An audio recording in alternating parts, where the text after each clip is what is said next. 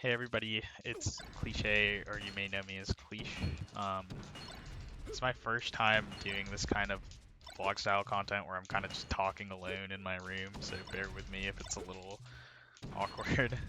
Um, but I did want to do this kind of vlog style content alongside my Road to Top 100 challenge.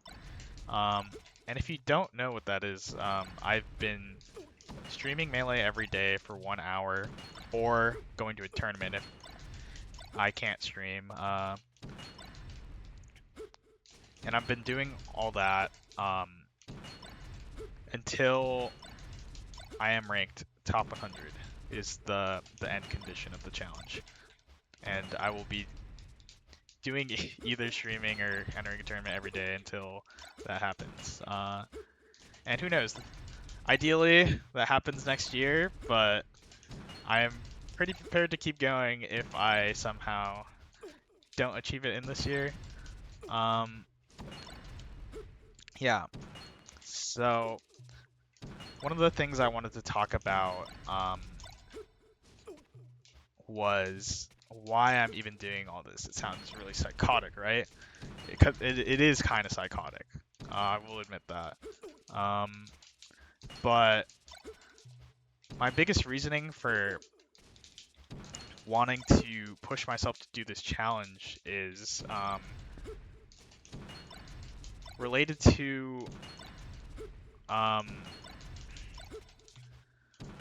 the fact that I feel like we don't really have this kind of content being done in Melee right now, where like I don't think people are really documenting their own journeys of following their own goals in Melee, um, and I think it's a good opportunity to make this kind of content because I feel like it could definitely give people it could motivate people and give them the push to follow their own goals in Melee. Because I think right now the Melee content is like so focused around like the like top level players playing. Um, and I think the reason being for that is I think the people who stream and make content for Melee, they kind of got good first and then used that as a way to kickstart their like streaming and content careers. But there's not really anybody, as at least as far as I'm aware, of like someone who or I guess it wouldn't be like completely starting out, but like someone like me who has been like kind of middling for like the past couple years. I'm like pretty good, but I'm definitely not at that level. I haven't been ranked ever. Actually made the ballot in 2022, if you believe it or not, but I haven't made it since.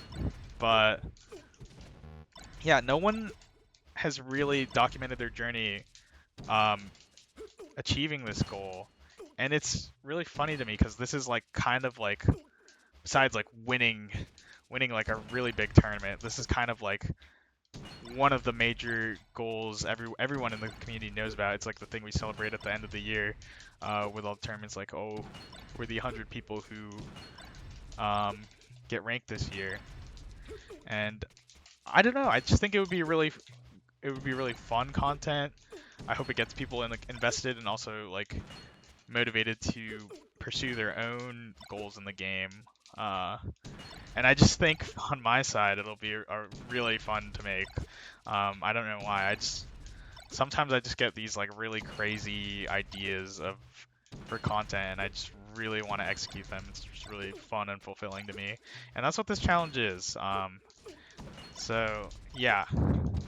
Um, Another question or another thing that I wanted to address in this video is do I actually even care about getting top 100? Because if you know me and have had conversations in the past, or if you read my blog, I think I talked about it there briefly. I can't quite remember. Um, I have talked about like specifically not making top 100 my goal when entering these kinds of like big rackets and traveling. And the reason for that, I said that before, is I often thought that like people who were shooting for top 100, we're getting like way too invested in like results and brackets and thinking about them not in the best way for competing maybe. And what I mean by that is like I think people were getting like from what I observed in some people were really like tweaking out about having good brackets, and like if they had bad brackets, they'd be like, oh, this is bad for my rank, or my ranking opportunities and stuff. And that's not something I'm interested in while competing. I really want to, if I have a bracket that will have like bad or matchups that I'm bad at, I just want to be able to look at it and be like, okay, this is a challenge, and I need to put an effort to overcome it. That's really all there is. And like that goes for good brackets too. I don't want to like psych myself out.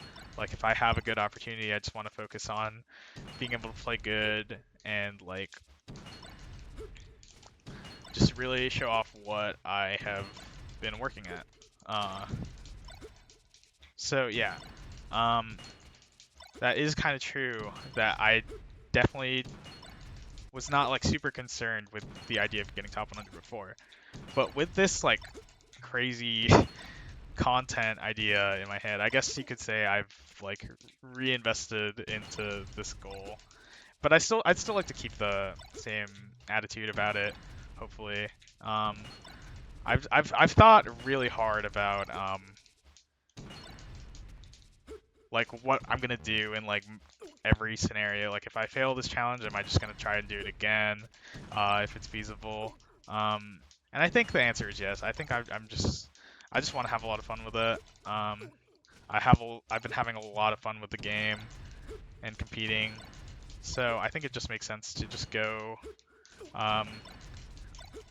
just start the challenge and see what happens. Yeah, so that's the end of that topic. And I wanted to talk also about the structure of future vlogs. It is at the time of this vlog, I've been doing this challenge for 1 week. So I don't really have much to say. I could talk about it later after I outline the kind of structure I want these vlogs to maybe follow. I think consistently these vlogs are gonna have like topics of like what I've been working on, what I've been having difficulty with, and like if I've had any like big breakthroughs. I think that would be a good way to showcase like what has been happening in my journey. I guess like every week or however often these come out. We'll see how. See if hopefully I don't get too lazy, but yeah. So let me look at my notes again.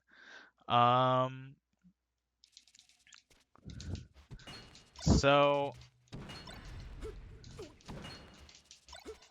I have been playing against almost exclusively Marth in practice on stream for this week, and I've definitely been having a lot of trouble. I think Marth is probably the strong, or like one of the top tiers that I don't have a super strong game plan for, but I'm crafting it. What was it? I think I've just been, in general, I've been having a lot of trouble with just like finding spots where I actually use my laser, and I think if we want to talk about breakthroughs, I'm still trying to like implement it, but a friend, Billy Bo Peep, told me that the thing about Marth is you don't actually have to super focus on getting out lasers so much, because the way that Marth plays neutral naturally will put him in lag if he wants to threaten an attack. And that kind of changed my perspective a lot, because like I think what I was running into with Marth is that I was just like trying to force these lasers out because like I knew about like the strength of like laser, dashback, and C, but I think the spots I was choosing um, to laser from were like pretty bad for me. Um, I don't have examples to show right now. Maybe that's probably what I should do in future vlogs, just show more video examples. But well, I'll probably get to that next week. That'd probably be a good idea. Um, yeah. So that's my biggest breakthrough with Marth. Today I started focusing on Fox again because at my local, I actually did. I feel like I did. Well, to summarize, I got third at my local, and I lost to my local Fox that had a 20 set win streak on for the first time. Good shit to Liang. It's actually my favorite player. Goes to my local besides myself right now. But I think after most of the Marth prep, I was pretty happy with a lot of how my Kadoran set went, even though it was 3-1. I think I finally played pretty decently on FD for the first time in one of our sets. Hopefully I keep that up. I was pretty happy with a lot of stuff that went on in that set, but against Fox, I struggled a lot.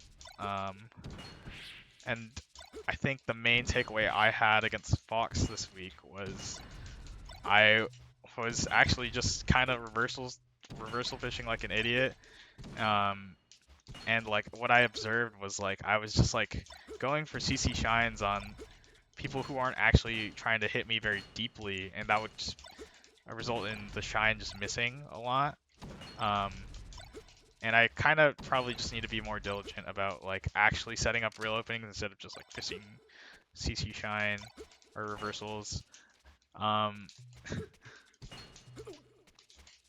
yeah, I don't know. Sometimes I think I'm like a pretty like creative player and like I have all these like little movement tricks and like I take risks that other players aren't willing to take, and I'm like, man, I'm so cool. And then sometimes I watch my VODs back and I was like, I was really just fishing reversals the whole time.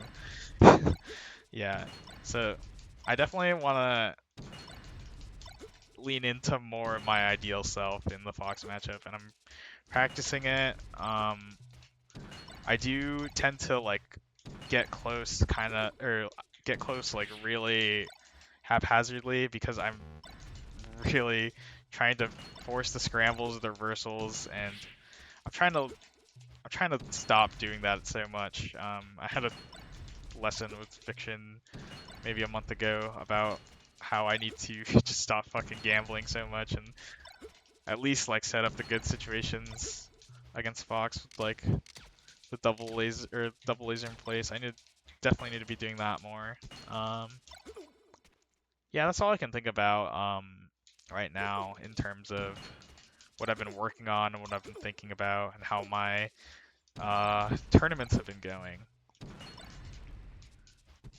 So yeah, hopefully I can talk about at least that every week. That'll be the structure of these kinds of vlogs.